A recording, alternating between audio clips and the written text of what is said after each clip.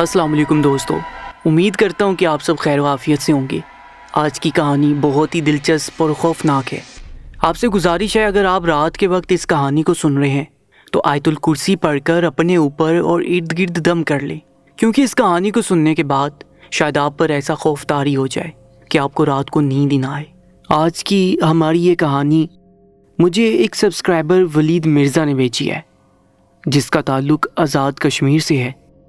یہ واقعہ ان کے چچا کے ساتھ پیش آیا تھا، جو کہ پیشے کے لحاظ سے ایک ٹرک ڈرائیور تھے۔ اب تو ان کی عمر 60-65 سے کراس کر چکی ہے، نظر بھی کمزور ہو چکی ہے، جس کی وجہ سے اب وہ اپنا یہ کام چھوڑ چکے ہیں۔ ولید کے چچا کا نام مبین ہے۔ وہ بتاتے ہیں وہ کوئی خاندانی رئیس کبیر نہیں تھے، جس کی وجہ سے انہیں وراثت میں کوئی اتنا خاص اثاثہ نہیں ملا، اور انہیں اپنی زندگیاں بنانے کے لیے خود ہی ہاتھ پاؤں مار کر کوشش کرنی پڑی۔ ہر بھائی نے اپنی اپنی کوشش کی اور کسی نہ کسی مقام پر پہنچ گئے، جبکہ مبین ایک ٹرک ڈرائیور بنا۔ پہلے تو وہ کرائے پر لوگوں کا ٹرک چلاتا تھا اور اپنی مزدوری لیتا تھا، پھر آہستہ آہستہ کچھ جمع پونجی اور کچھ بیوی کا زیور بیچ کر انہوں نے اپنا ایک ٹرک لے لیا۔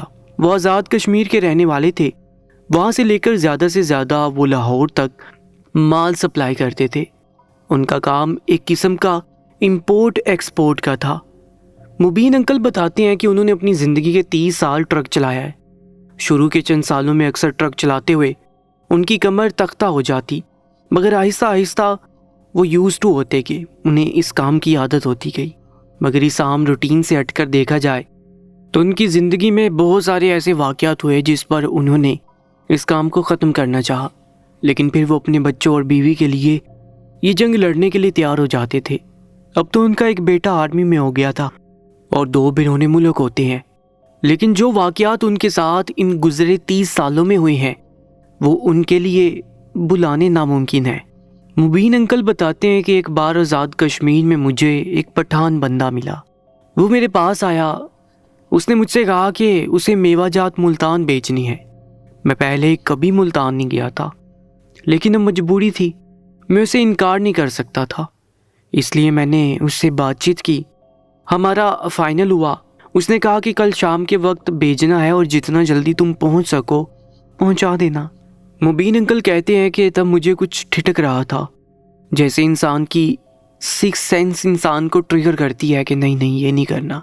لیکن میرے بچے اس وقت چھوٹے تھے، مجھے ان کی فیس وغیرہ بھی جمع کروانی تھی، گھر کے بھی اخراجات تھے، اور اس سفر کے مجھے اچھے خاصے پیسے مل رہے تھے، اور یقیناً ملتان سے واپسی پر بھی مجھے کوئی ایسا ہی مل جاتا تو مجھے اچھا خاصا پروفٹ ہونے والا تھا۔ اگلے دن شام کے وقت ان کے بتائے ہوئے پتے پر پہنچ گیا۔ انہوں نے مجھے مال دکھایا۔ 800 پیٹیاں تھیں جن میں میوہ جات رکھے ہوئے تھے۔ میں نے اپنی نگرانی میں پیٹیاں رکھوائیں، ان سے پوچھا کہ اب مجھے نکلنا ہے، آپ کی طرف سے میرے ساتھ کون سا بندہ جائے گا؟ مبین انکل کہتے ہیں کہ جیسے میں نے یہ بات کی تو وہ ایک دوسرے کے منہ کی طرف دیکھنے لگے، ایسے لگ رہا تھا جیسے ان کے چہرے کے رنگ ہی اڑ گئے ہوں۔ میں نے ان سے دوبارہ پوچھا کہ بتائیں آخر میرے ساتھ کون جائے گا؟ تو وہ کہنے لگے کہ جس بندے نے تمہارے ساتھ جانا تھا وہ تو آیا ہی نہیں ہے، تم اکیلے اس مال کو ڈیلیور کر دو۔ مبین انکل کہتے ہیں کہ میں نے ان سے کہا کہ ایسے تو نہیں ہوتا، ہو سکتا ہے کہ میں آپ کا سامان پہنچا دوں، مگر کیا گارنٹی ہے کہ آپ بعد میں مکریں گے نہیں اس بات سے؟ آپ اپنی طرف سے کوئی بندہ میرے ساتھ بھیجو۔ تب بھی سامنے سے ایک بندہ بھاگتا ہوا آیا۔ مالک نے اسے گھور کر دیکھا، شاید ان کا ملازم تھا۔ اس نے کہا معاف کیجیے گا صاحب، دیر ہو گئی۔ انہوں نے مجھ سے کہا کہ یہی وہ آدمی ہے، یہ تمہارے ساتھ جائے گا۔ میں نے کہا ٹھیک ہے۔ میں نے اس کو بٹھایا اور اپنے سفر کا آغاز کیا۔ وہاں سے نکلتے ہوئے مجھے اس بات کا احساس نہیں تھا کہ یہ سفر مجھے کسی بری چیز میں پھنسا دے گا۔ میں تو خوش تھا کہ مجھے ڈھیر سارا پروفٹ ملے گا۔ ہم آزاد کشمیر سے نکلتے ہوئے ہائی وے پر چڑھ گئے۔ ہائی وے پر ڈرائیو کرتے ہوئے ابھی کچھ ہی دیر گزری تھی کہ مجھے پولیس کی چوکی نظر آئی۔ میں بااعتماد تھا کیونکہ مجھے لگ رہا تھا کہ میں کوئی غلط کام نہیں کر رہا۔ میں نے ٹرک کی سپیڈ آہستہ کی اور ساتھ والی سیٹ کے نیچے دبایا ہوا ڈرائیونگ لائسنس اور شناختی کارڈ باہر نکال لیا۔ وہاں ایک خرانٹ پولیس والا کھڑا تھا۔ اس نے اپنے ڈنڈے سے ہمیں ایک طرف ٹرک لگانے کا اشارہ کیا۔ میں نے بھی اس کا اشارہ مانتے ہوئے دائیں طرف کچی سڑک کے اوپر ٹرک لگا دیا۔ یہاں پر اور بھی ٹرک کھڑے تھے۔ ان کی چیکنگ ہو رہی تھی۔ میں دروازہ کھول کر باہر نکلا تو وہ خراٹ پولیس والا باقی سارے ٹرک چھوڑ کر میرے پاس آ گیا۔ مجھ سے آ کر اس نے میرا شناختی کارڈ مانگا، پھر مجھ سے میری پہچان پوچھی اور ڈرائیونگ لائسنس مانگنے لگا۔ میں نے اسے تمام چیزیں فراہم کر دی، کیونکہ اس شعبے سے منسلک ہوئے مجھے 5 سال تو ہو چکے تھے۔ اتنا تو میں جانتا تھا کہ ہر پولیس والا یہی چیزیں مانگتا ہے۔ اس نے مجھے کہا کہ ٹرک میں کیا لے کے جا رہے ہو؟ میں نے بتایا کہ میوہ جات ہیں جو ملتان بھیجنے ہیں۔ انہوں نے مجھ سے پوچھا کہ ملتان میں کون سی جگہ پر لے کے جانا ہے۔ میں نے انہیں ایڈریس بتایا تو ایک دم وہ جیسے مشکوک نظروں سے مجھے دیکھنے لگے۔ ان کے چہرے کے تاثرات جو تھوڑی دیر پہلے میرا لائسنس اور شناختی کارڈ لے کر سیدھے ہوئے تھے، ایک دم سے کڑک ہو گئے۔ اس نے ٹرک پر اپنے ہاتھ میں پکڑا ہوا ڈنڈا زور سے مارا اور پیچھے موجود حوالداروں سے کہا کہ تلاشی لو اس کی۔ میں اس وقت فل کانفیڈنس میں تھا، مجھے پتا تھا کہ اس میں میوہ جات ہیں تو وہ کیا ہی ڈھونڈ لیں گے۔ حوالداروں نے اس کے کہنے پر ٹرک کھولا، اندر بہت ساری پیٹیاں موجود تھیں۔ انہوں نے کہا کہ ان کو کھول کر چیک کرو۔ ان کے حکم پر حوالدار ان پیٹیوں کو کھولنے لگے۔ جیسی پیٹیوں کو کھولا گیا، ایک لمحے کے لیے تو مجھے بھی پریشانی ہونے لگی کہ میں واقعی کوئی غلط چیز تو نہیں لے آیا، لیکن ان پیٹیوں کو کھولنے پر اندر سوکھی ہوئی خوبانی رکھی ہوئی تھی۔ میں نے ان سے کہا دیکھ لیجئے اندر تو میوہ جاتی ہیں۔ حوالدار نے اسے دیکھ کر دوسری پیٹی کھولی، پھر تیسری بھی کھولی۔ اس نے تقریباً 14-15 پیٹیاں کھول کر دیکھی، مگر تمام میں میوہ جاتی تھے۔ انسپیکٹر یہ دیکھ کر واپس مڑا اور دوسرے ٹرک کی طرف جانے لگا۔ جب اچانک سے کچھ دور جا کر وہ واپس مڑا، میں نے دیکھا کہ وہ میری طرف آ رہا تھا۔ میں صرف اس کے چہرے کے تاثرات پر غور کر رہا تھا، جو ایسے تھے جیسے اس نے کوئی مجرم پکڑ لیا ہو۔ وہ میرے پاس آیا اور اس نے جھک کر ایک پیٹی کا ڈھکن کھولا۔ اس میں موجود خوبانی کو گچھوں کی صورت میں باہر پھینکنے لگا۔ اس کے بعد جو کچھ میں نے اپنی آنکھوں سے دیکھا، میں اس پر یقین نہیں کر پایا۔ مبین انکل بتاتے ہیں کہ جیسی خوبانیوں کی لیر ہٹی، نیچے ایک اخبار بچھی ہوئی تھی۔ اخبار کو اٹھایا، اخبار کے بالکل نیچے ایک شاپر بچھا ہوا تھا۔ اب میرے چہرے پر بھی خوفناک تاثرات کا ڈیرا ہو گیا تھا کہ نہ جانے اس میں کیا ہوگا۔ انہوں نے شاپر اٹھایا تو نیچے تقریباً پاؤ کی چھوٹی چھوٹی تھیلیاں پڑی ہوئی تھیں، جس میں سفید رنگ کا پاؤڈر تھا۔ پہلے تو میں نے انجانی نظروں سے اس پاؤڈر کو دیکھا، مگر پھر آہستہ آہستہ مجھے سمجھ آنے لگا کہ یہ کیا ہے۔ انسپیکٹر نے اپنے ہاتھ پر گلوز چڑھائے اور وہ پیکٹ اٹھا کر میری طرف لہرایا کہ یہ کیا ہے۔ میں نے ان سے کہا کہ ہو سکتا ہے کوئی دوائی ہو، تو وہ کہنے لگے کہ آؤ تمہیں سنگھا کر دیکھتا ہوں کہ یہ دوائی ہے کیا۔ پھر ایک دم سے وہ زور سے چیخے پکڑو اسے اور اس ٹرک کو بھی تھانے پہنچاؤ۔ میں فوراً گڑبڑا گیا۔ میں ان سے کہنے لگا کہ نہیں ایسا کچھ بھی نہیں ہے، میں تو جانتا بھی نہیں تھا کہ ان میں کیا ہے، میں ایک صرف ڈرائیور ہوں، میرا کسی سے کوئی واسطہ نہیں۔ مگر انہوں نے میری کوئی بات نہیں سنی اور مجھے کالر سے کھینچتے ہوئے پولیس موبائل میں بٹھانے لگے۔ ان میں سے ایک حوالدار بڑبڑا رہا تھا کہ کبھی کوئی مجرم مانا ہے کہ میں مجرم ہوں، اور ایسے ڈرگ مافیا کبھی بھی کسی دوسرے پر یقین نہ کرتے، نہ جانے کتنے کروڑوں کا مال ہے، ایسے ہی نہیں تمہیں دے کر بیچا۔ ہائی وے سے لے کر تانے پہنچنے تک میں انہیں بار بار کہتا رہا کہ اس میں میری کوئی غلطی نہیں ہے، میں معمولی سا ٹرک ڈرائیور ہوں، اور بے شک میرے علاقے کے کسی بھی آدمی سے پوچھ لیں۔ مگر انہوں نے میری کوئی بات نہیں سنی اور جا کر مجھے جیل میں ڈال دیا۔ 2 گھنٹے میں جیل میں بند رہا۔ پھر شاید وہ انسپیکٹر بھی تھانے آ گیا۔ اس نے حوالدار سے کہا کہ اس کو تفتیش کے لیے لے کر چلو، یہی اپنے سارے گروہ کے بارے میں بتائے گا۔ مبین انکل کہتے ہیں کہ یہاں میں ایک اور بات بتا دوں کہ میرے ساتھ آیا وہ آدمی بھی میرے ساتھ ہی پکڑا گیا تھا اور وہ میرے ساتھ جیل تک پہنچ گیا۔ ان دونوں کو تفتیش کے لیے لے جایا گیا۔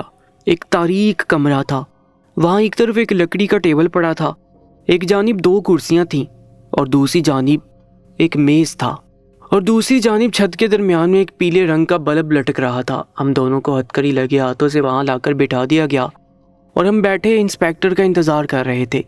لیکن وہ پیلا بلب جو ہمارے سر کے اوپر لگا ہوا تھا، وہ ہمیں بہت زیادہ ٹارچر کر رہا تھا۔ ایسے لگ رہا تھا جیسے کوئی بہت بڑی چیز لا کر ہمارے سروں پر رکھ دی ہو۔ تقریباً 15 منٹ کے انتظار کے بعد انسپیکٹر آیا۔ وہ ہم سے پوچھنے لگا بتاؤ تمہارے گروہ کا کیا نام ہے، کہاں سے تعلق رکھتے ہو؟ میں نے فوراً اس کو سارا معاملہ بتایا کہ میں تو جانتا ہی نہیں ہوں کہ وہ کون تھے۔ ان لوگوں نے مجھے یہ پیٹیاں پکڑائی تھی، وہ اس کے مالک ہیں، آپ ان سے تفتیش کیجئے۔ میری بات سن کر انسپیکٹر اس آدمی کی طرف بڑھ گیا۔ اس سے پہلے کہ انسپیکٹر اس سے کوئی سوال کرتا، ایک دم سے اس کے منہ سے سفید جاگ نکلنا شروع ہوئی اور وہ نکلتی تو نکلتی چلی گئی۔ اس کی آنکھوں کی پتلیاں سکڑ گئیں اور آئی بالز اوپر کو چڑھ گئی۔ میں ایک دم حیرانگی سے دیکھنے لگا کہ کیا ہوا ہے۔ جب وہ گش کھا کر پیچھے گر پڑا، اسے فوراً سے اسپتال لے جایا گیا۔ مجھے بھی وہاں سے عام جیل میں بھیج دیا گیا کیونکہ مجھ پر ابھی کوئی جرم ثابت نہیں ہوا تھا۔ شام کو جیل میں ہی مجھے معلوم پڑا کہ وہ آدمی زہر کھا کر مر چکا ہے۔ وہ آدمی تو زہر کھا کر اپنی جان چھڑوا چکا تھا، لیکن میں یہیں تانے میں رہ گیا تھا۔ مجھ سے ایک بار پھر سے بات چیت کرنے کی کوشش کی گئی، لیکن میرے پاس کوئی انفارمیشن نہیں تھی جو کہ میں ان کو دے سکتا۔ مجھے صرف ان کے ایک اڈے کا پتہ تھا جہاں سے میں نے مال اٹھایا تھا، لیکن میرے کہنے پر پولیس وہاں بھی گئی، وہاں کوئی بھی نہیں تھا۔ اس دن کے بعد سے مجھ پر ٹارچر شروع ہوا۔ میرے گھر والے بھی ہر جگہ مجھے ڈھونڈنے لگے، تب جا کر انہیں خبر ہوئی کہ مبین کیوں اتنے دنوں سے لاپتہ ہے۔ عدالتی کارروائی ہوئی اور کیس ایکسٹینڈ ہوتا گیا، کیونکہ نہ ہی میرے خلاف کوئی پکا ثبوت تھا اور نہ ہی وہ خرانٹ پولیس والا مجھے چھوڑنے کے لیے تیار تھا۔ میں نے اپنی زندگی کے 4 سال بنا کسی جرم کے جیل میں گزارے ہیں۔ 4 سال بعد بھی جب کسی کو میرے خلاف کوئی ثبوت نہیں مل سکا تو ادھر میرے گھر والوں نے جان توڑ کوشش کر کے مجھے چھڑوا لیا۔ مبین انکل کہتے ہیں کہ جیل سے واپسی کے بعد میں جیسے مکمل طور پر مفلوج ہو چکا تھا اور مجھ پر اکثر و بیشتر ٹارچ ہوتا تھا تاکہ میں اپنا جرم قبول کر لوں، مگر میں کیسے اپنے اوپر اتنا بڑا گناہ لے سکتا تھا؟ میری حالت بہت بدتر تھی۔ مبین انکل کہتے ہیں کہ آہستہ آہستہ میں ریکور ہونے لگا، لیکن میں نے اپنا پیشہ واپس نہ بنایا۔ لیکن پھر آہستہ آہستہ مجھے یہ احساس ہونے لگا کہ اگر میں سارا دن گھر میں بیٹھا رہوں گا تو بھی کچھ نہیں ہوگا۔ میں نے 2-3 دوسرے کاموں میں ہاتھ ڈالنے کی کوشش کی، لیکن وہ بھی کامیاب نہیں ٹھہرے، تو میں نے واپس ٹرک ڈرائیوری کا پیشہ اپنا لیا اور میرے پاس کوئی اور راہ نہیں تھی۔ میری بیوی نے مجھے منع کرنے کی کوشش کی، لیکن کسی اور کام میں میرا ہاتھ ہی نہیں پڑ رہا تھا۔ میں اسی کا عادی ہو چکا تھا اور اب اسی کو آگے چلانے لگا تھا۔ لیکن اب کی بار میں نے یہ ٹھان لی کہ میں کوئی بھی مال بنا دیکھے نہیں اٹھاؤں گا۔ اب بھی اکثر مجھے برے خیالات آتے تھے، جیسے کہ یہ پیشہ میرے لیے اچھا نہیں ہے، لیکن میں کچھ اور کرنے کے قابل بھی تو نہیں تھا، یا شاید میرے ساتھ وہ واقعہ ہونا لکھا تھا اور اس کو ہو کر ہی رہنا تھا۔ یہ ان دنوں کی بات ہے، میں کام کے سلسلے میں لاہور گیا ہوا تھا اور آگے جو مجھے ڈیلیوری ملی وہ لاہور سے کراچی کی تھی۔ بڑا لمبا اور اکتا دینے والا سفر تھا، لیکن مجھے پچھلے 2 ماہ سے کوئی کام نہیں ملا تھا، اس لیے میں نے یہ سفر بھی قبول کر لیا۔ میں نے سامان اپنی نگرانی میں لوڈ کروایا اور لاہور سے کراچی کی طرف چلا گیا۔ ایک تو یہ سفر بہت لمبا تھا، اوپر سے میرا ساتھی بھی بہت زیادہ بور انسان تھا۔ سفر کے دوران پتہ نہیں بار بار کیوں مجھے ایسے لگ رہا تھا جیسے یہ سفر کچھ اچھا نہیں ہونے والا۔ میرے ساتھ پہلے بھی بہت بار ایسا ہو چکا ہے کہ کسی سفر کے دوران ہی میرا دماغ مجھے سائن دینے لگ جاتا ہے اور کبھی کوئی ایکسیڈنٹ ہو جاتا ہے تو کبھی کچھ ہو جاتا ہے، مگر مجھے اس قدر بڑے واقعے کا تو وہم و گمان ہی نہیں تھا۔ مجھے لگا تھا کہ اس بار بھی کوئی چھوٹا موٹا ایکسیڈنٹ ہوگا یا کوئی دوسرا مسئلہ ہو جائے گا، اس لیے اس بار میرا ذہن مکمل طور پر بیدار تھا۔ میں ذرا سا بھی نیند کا جھونکا نہیں لینا چاہتا تھا کہ مجھے اتنا پتہ تھا کہ اگر میں ذرا سا بھی نیند میں جاؤں گا تو میرا ٹرک کہیں لگ جائے گا، کیونکہ مجھے پہلے سے نیگیٹو وائبز آ رہی تھی۔ مبین انکل کہتے ہیں کہ میں نے 2 دن کا سفر ٹرک بچانے کے چکر میں اس قدر لمبا کر لیا کہ لاہور سے سندھ پہنچتے ہی مجھے 2 دن لگ گئے۔ مجھے آگے کراچی چورنگی تک جانا تھا۔ سندھ میں میرپور خاص سے پہلے کوئی گنجان آباد سا علاقہ جہاں پر ارد گرد کوئی آبادی نہیں ہے، نہ کوئی انسان تھا۔ اب میں تو شروع سے سنسان علاقوں پر چلنا جانتا تھا کیونکہ میرا تعلق ہی اس شعبے سے تھا۔ میں نارمل سپیڈ سے ٹرک چلاتا ہوا جا رہا تھا۔ شام کے سائے ڈل رہے تھے آہستہ آہستہ جیسے جیسے سورج غروب ہو رہا تھا۔ میرے ساتھ والی سیٹ پر موجود شخص پیچھے لگے سیٹ نما بیڈ پر جا کر لیٹ گیا۔ میرا مکمل دھیان سڑک کی طرف تھا۔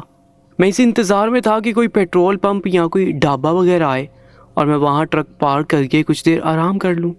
ٹرک کی رفتار بھی میں تیز کر چکا تھا۔ ٹرک اپنی سپیڈ سے سڑک پر جا رہا تھا۔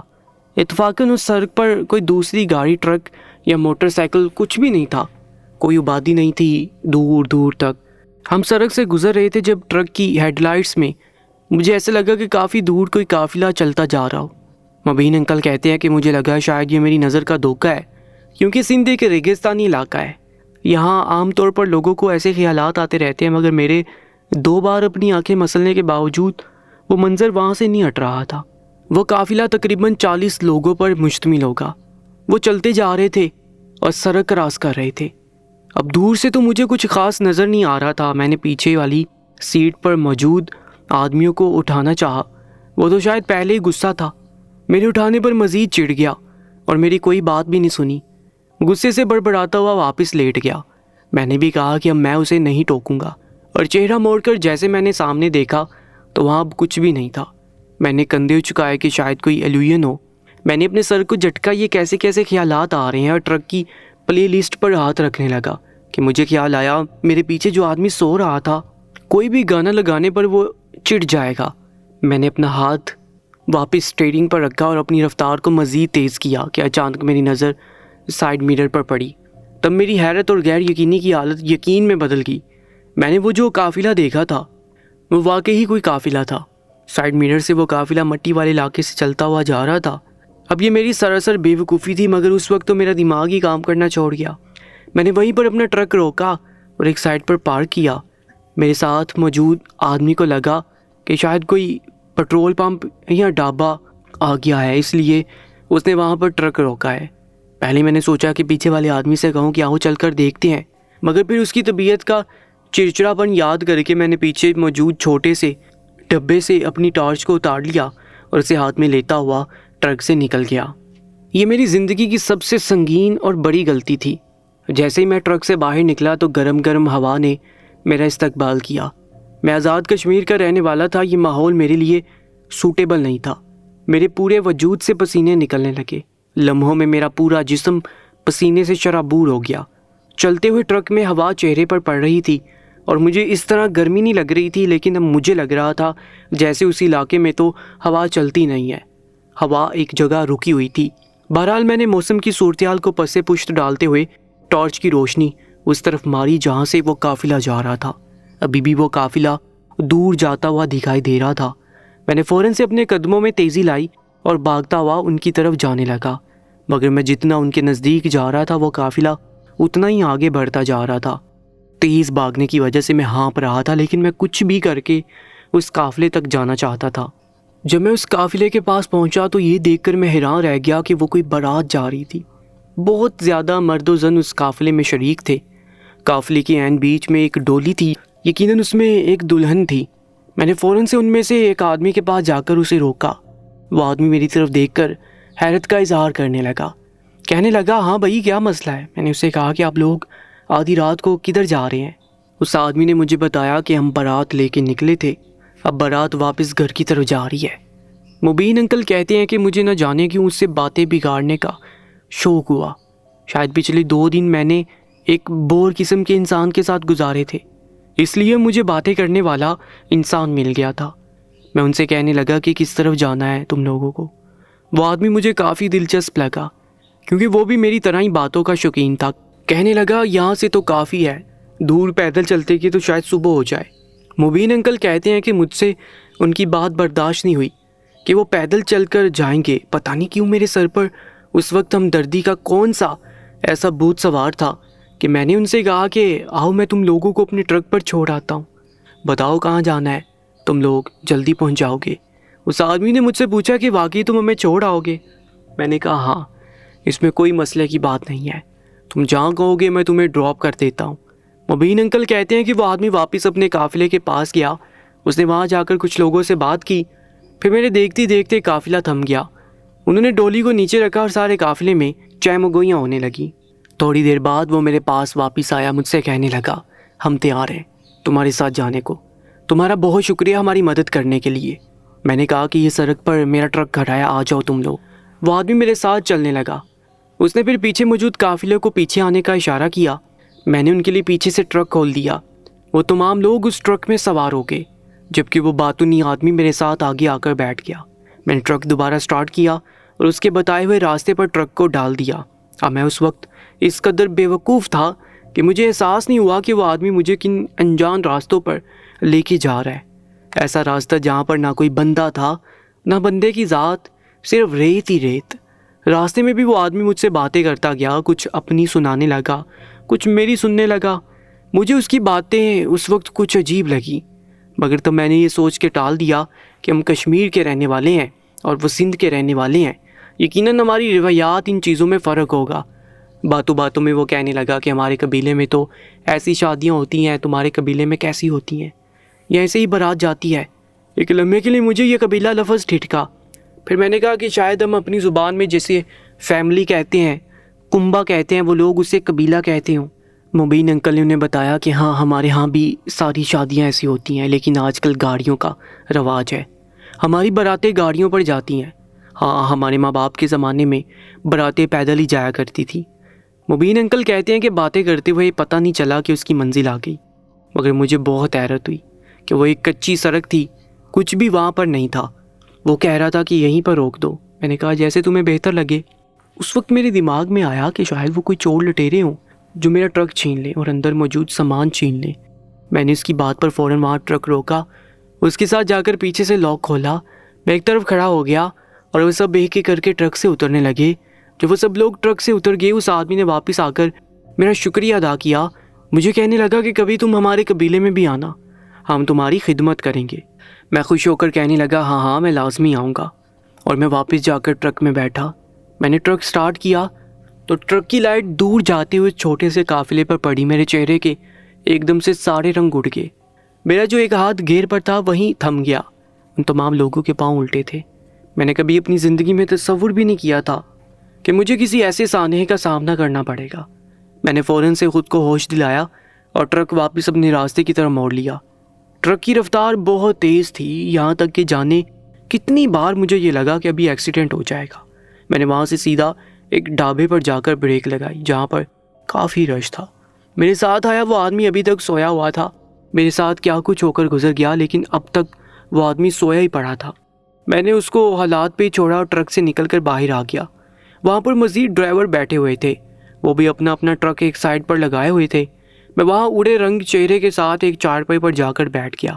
جب ڈھابے پر موجود ایک آدمی میرے سے آرڈر لینے کے لیے آیا، جب اس نے میرا پریشان چہرہ دیکھا تو پوچھا کہ کیا ہوا خان صاحب، اس طرح پریشان کیوں لگ رہے ہو؟ میں پہلے ہی گھبرایا ہوا تھا۔ میں نے فوراً اس کے پاؤں کی طرف دیکھا کہ وہ سیدھے ہیں یا الٹے ہیں، یہ نہ ہو کہ میں پھر جنات کی جماعت میں پھنسا ہوا ہوں۔ پھر اسے کہا کہ نہیں نہیں کچھ نہیں ہوا، مگر شاید وہ میرا پاؤں کو دیکھنا نوٹ کر چکا تھا۔ اس نے کہا کہ خان صاحب میں انسان ہی ہوں، آپ فکر نہ کریں۔ میں نے فوراً اس کے چہرے کی طرف دیکھا تو وہ کہنے لگا کہ یہاں آتے اکثر ڈرائیور ایسے ہی کرتے ہیں کہ کہیں آپ نے بھی تو وہ جنات کی بارات نہیں دیکھ لی۔ میں ایک دم سے حیران ہو گیا۔ اسے کہنے لگا کہ تمہاری اس بات کا کیا مطلب؟ تو وہ کہنے لگا کہ سال میں تقریباً 4 بار وہ جنات اس سڑک سے گزرتے ہیں، یوں تیار ہوئے ہوتے ہیں جیسے کوئی بارات لے کر جا رہے ہوں۔ اب یہ تو خدا ہی جانتا ہے کہ اصل بات کیا ہے۔ ہمارے ڈھابے پر اکثر ڈرائیور آتے ہیں اور اس بارات کا ذکر کرتے ہیں۔ میں نے سن رکھا ہے کہ وہ جنات کسی کو نقصان نہیں پہنچاتے، لیکن اکثر لوگ یوں ہی باتیں پھیلانے کو کہہ دیتے ہیں کہ انہوں نے یہ کر دیا وہ کر دیا۔ ہمارا مشورہ تو آپ سے یہی ہے کہ اگر آپ کبھی میرپور خاص آئیں تو اس راستے کو رات کے وقت کے لیے کبھی بھی نہیں چنیے گا، پیچھے کہیں رک جائیے گا اور دن کے وقت یہ راستہ پار کیجیے گا۔ وہ مجھ سے میرا آرڈر لے کر جا چکا تھا، جبکہ میرا دماغ ابھی تک سن تھا۔ میں نے اس ڈھابے پر رات گزاری۔ اگلے دن اٹھ کر میں نے اپنی ڈلیوری پہنچائی اور بنا کسی اور کا انتظار کیے میں نے کراچی سے سیدھا آزاد کشمیر جانے کا فیصلہ کیا۔ مبین انکل کہتے ہیں کہ گھر آ کر میری طبیعت کافی دن خراب رہی، مجھے تیز بخار چڑھ گیا۔ گھر والے پریشان تھے کہ شاید موسم کی تبدیلی کی وجہ سے ہوا ہے، لیکن اس کی اصل وجہ تو وہ ڈر تھا جو میرے اندر بیٹھ چکا تھا۔ کچھ دنوں بعد میں ٹھیک ہوا تو میں نے فیصلہ کیا کہ میں کبھی بھی دور دراز علاقوں میں نہیں جاؤں گا اور نہ ہی کبھی کسی انجان راہ چلتے کو لفٹ دوں گا۔ میں اپنی ہمدردی کے چکر میں اپنا بہت بڑا نقصان کرواتے بچا تھا۔ یہ تو ان جنات کا احسان تھا جو انہوں نے مجھے کچھ نہیں کہا، ورنہ اکثر کہانیوں میں تو جنات لوگوں کو مار کر چلے جاتے ہیں اور کسی کو کوئی خبر بھی نہیں ہو پاتی۔ میں تو اپنی بے وقوفی میں اپنی جان دینے پر تلا ہوا تھا۔ دوستو، اگر آپ کے پاس بھی کوئی کہانی ہے اور آپ چاہتے ہیں کہ ہم اپنے چینل پر اپنی آڈینس کے ساتھ آپ کی کہانی شیئر کریں تو نیچے ڈسکرپشن میں آپ کو میرا واٹس ایپ نمبر مل جائے گا، آپ اپنی کہانی مجھے واٹس ایپ پر شیئر کر سکتے ہیں۔ انشاءاللہ ملتے ہیں ایک نئی کہانی کے ساتھ۔